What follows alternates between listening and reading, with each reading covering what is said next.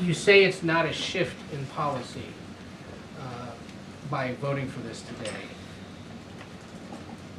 Get specific with us as to why again, and to the charge that by even abstaining, because normally there may be some attempt at the Security Council or the UN overall to condemn Israel every so often for whatever reason. The U.S. usually stands up and vetoes those resolutions. Here now, for the first time in a while, the United States is at least abstaining and allowing it to go through. So the perception broadly is that the U.S. has no longer got Israel's back when it comes to conversations like this at the UN. Yeah, that's just not true, Ed. Nothing could be further from the truth, quite frankly. Of course we still have Israel's back. I mean, as you and I are speaking, we are still providing tools and capabilities, weapon systems, so that Israel can defend itself against which we agree is still a viable threat to Hamas. Again, no change by this non-binding resolution on what Israel can or cannot do in terms of defending itself. But, you know, the other day, Friday, when I was up here, Brian was asking me about, you know, how come it was okay for, or not okay for Russia and China to veto a resolution that we drafted on Friday, when we vetoed similar ones prior to it. And my answer then is going to be my answer today because of the substance of it. The ones we vetoed didn't condemn Hamas. This one didn't condemn Hamas, which is why we couldn't support it. But we didn't veto it because, in general, unlike previous resolutions, this one did fairly capture what has been our consistent policy, which is linking a hostage deal and the release of those men and women with, of course, a temporary ceasefire. There are U.S. officials today saying Netanyahu's acting this way because he's facing some domestic political pressure. There's domestic political issues going on. Aren't there also domestic political pressures facing President Biden? And that's part of the reason why y'all are allowing this to happen today? I can't speak for members of the Democratic Party saying he's doing this wrong. You got the general public suggesting his support for Israel is misplaced.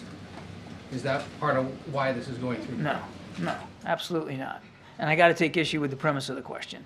The president makes decisions based on the national security interests of the United States. And this decision to abstain on this resolution is in keeping with the national security interests of the United States. And quite frankly, it's in keeping with the national security concerns of the Israeli people. The Customs and Border Policy, or Border Patrol chief yesterday suggested in an interview that the situation at the southern border is a national security threat because of the roughly 140,000 known gotaways, or those that crossed the border and were detected as crossing illegally. Is that the position of the whole Biden administration, of the White House, that the situation down there remains a national security The president has spoken to this. I mean, he's talked about the urgent need for additional funding for key capabilities at the border. And if you care about the border, if you care about the security of the border, and the president sure does, then we ought to get that national security supplemental passed. That's what that funding will do. There's only so much that he can do through executive action. In order to get more resources, to prevent more people from getting in illegally, you got to have funding. But a national security threat is going a little further than the broad concerns of the president, and more specific. DHS monitors all available intelligence at the border every single day, Ed. We're certainly aware that there could be national security threats that can arise at the border, which is why we're arguing so hard to get additional resources and capabilities down there. Two questions on Israel.